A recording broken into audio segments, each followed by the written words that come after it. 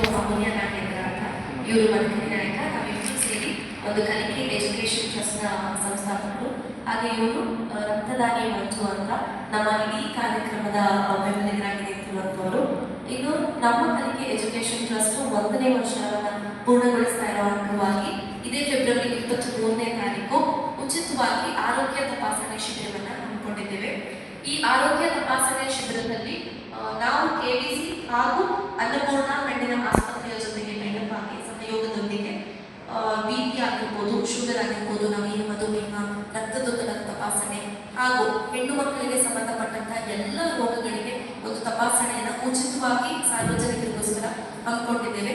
ಇನ್ನು ಜೊತೆಗೆ ನಮ್ಮ ಕಾರ್ಯಕ್ರಮದ ಒಂದು ಇಂಪಾರ್ಟೆಂಟ್ ಅಂತ ಸ್ಪೆಷಲ್ ಅಂತ ಏನು ಹೇಳಪ್ಪ ಅಂತಂದ್ರೆ ಅನ್ನಪೂರ್ಣ ಕಣ್ಣಿನ ಆಸ್ಪತ್ರೆಯ ಸಹಯೋಗದೊಂದಿಗೆ ನಮ್ಮ ಕಲಿಕೆ ಎಜುಕೇಶನ್ ಟ್ರಸ್ಟ್ ವತಿಯಿಂದ ಒಂದು 30 ಜನಕ್ಕೆ, ಮೊದಲು ಯಾರು 30 ಜನ ಬರ್ತಾರೆ ಕಾರ್ಯಕ್ರಮದಲ್ಲಿ ಪಾಲ್ಗೊಳ್ತಾರೋ ಆ 30 ಜನ 10ರಿಂದ 12 ಜನರಿಗೆ, ಯಾರಿಗೆ ಬಡವರು ನಮ್ಮ ಕೈಯಲ್ಲಿ ಸರ್ಜರಿ ಮಾಡಿಸ್ಕೊಳಕ್ಕೆ ಆಗೋದಿಲ್ಲ ಅಥವಾ ನಮಗೆ ತೋರಿಸ್ಕೊಳಕ್ ಆಗೋದಿಲ್ಲ, ನಮಗೆ ಈ ಆರೋಗ್ಯ ಸೇವೆನ ಪಡ್ಕೊಳಕ್ ಆಗೋದಿಲ್ಲ ಅಂತ ಇರುತ್ತೋ ಅಂಥವರಿಗೆ 10ರಿಂದ 12 ಜನರಿಗೆ ಉಚಿತವಾಗಿ ಸರ್ಜರಿಯನ್ನ ಮಾಡಿಸ್ಕೊಡುವಂತ ಕಾರ್ಯವನ್ನ 1ನೇ ವರ್ಷದ ಕಂಪ್ಲೀಟ್ ಆಗ್ತಿರುವಂತಹ ಈ ಸಂದರ್ಭದಲ್ಲಿ ಮಾಡಲಿಕ್ಕೆ ಇಷ್ಟಪಡ್ತೀವಿ.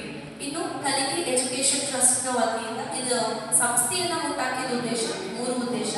ಈಗಿನ ಕಾಲದಲ್ಲಿ ಎಲ್ಲರೂ ಎಜುಕೇಶನ್ ವಿದ್ಯಾಭ್ಯಾಸ ಅಂದ್ರೆ ಎಷ್ಟು ಇಂಪಾರ್ಟೆಂಟ್, ಎಷ್ಟು ಪ್ರಾಮುಖ್ಯತೆ ಇದೆ ಅಂತ ಎಲ್ಲರಿಗೂ ತಿಳಿದಿದೆ. ಆದ್ರೆ ಇತ್ತೀಚಿನ ದಿನಗಳಲ್ಲಿ ಎಜುಕೇಶನ್ ಅಥವಾ ಏನ್ ವಿದ್ಯಾಭ್ಯಾಸ ಅಂತ ನಾವು ಹೇಳ್ತೀವಿ ಆ ಕ್ವಾಲಿಟಿ ಅನ್ನೋದು ಕ್ಷೀಣಿಸ್ತಾ ಬರ್ತಾ ಇದೆ.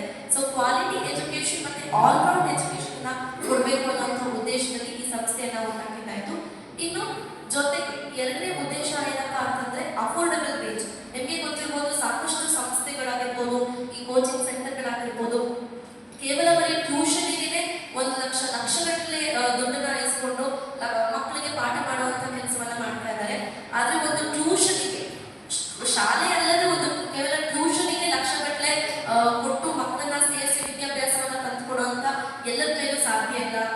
ಕಾರ್ಮಿಕರಾಗಿರ್ಬೋದು, ದಿನಗೂಲಿ ಕೆಲಸರಾಗಿ ಮಾಡುವಂತವರಾಗಿರ್ಬೋದು, ಇವ್ರ ಕೈಲಿ ಆಗೋದಿಲ್ಲ ಅನ್ನೋದಕ್ಕೆ ಅಫೋರ್ಡಬಲ್ ದುಡ್ಡಲ್ಲಿ ಇಂತಹ ಮಕ್ಕಳಿಗೆ ನಾವು ಎಜುಕೇಶನ್ ವಿದ್ಯಾಭ್ಯಾಸವನ್ನ ನೀಡಬೇಕು ಅನ್ನುವಂಥದ್ದು ನಮ್ಮ ಸಂಸ್ಥೆಯ ಉದ್ದೇಶ ಆಗುತ್ತೆ.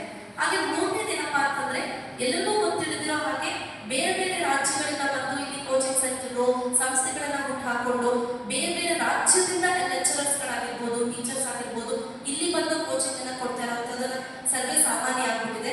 ಆದ್ರೆ ನಮ್ಮ ರೀಜನಲ್ ಲ್ಯಾಂಗ್ವೇಜ್ ಅಲ್ಲಿ, ನಮ್ಮ ಕನ್ನಡ ಭಾಷೆಯಲ್ಲಿ, ಆಡು ಭಾಷೆಯಲ್ಲಿ ಎಜುಕೇಶನ್ ವಿದ್ಯಾಭ್ಯಾಸವನ್ನ ಕೊಡೋದು ಏನೋ ಕ್ಷೀಣಿಸ್ತಾ ಬರ್ತಾ ಇದೆ. ಅದನ್ನ ಪ್ರಮೋಟ್ ಮಾಡಬೇಕು. ಅತಿ ಹೆಚ್ಚಾಗಿ ಮಕ್ಕಳಿಗೆ ನಮ್ಮ ರೀಜನಲ್ ಲ್ಯಾಂಗ್ವೇಜ್ ಅಲ್ಲಿ ಮಾತೃಭಾಷೆಯಲ್ಲಿ ವಿದ್ಯಾಭ್ಯಾಸವನ್ನ ನೀಡಬೇಕು ಅನ್ನೋದೇ ನಮ್ಮ ಸಂಸ್ಥೆಯ ಉದ್ದೇಶ.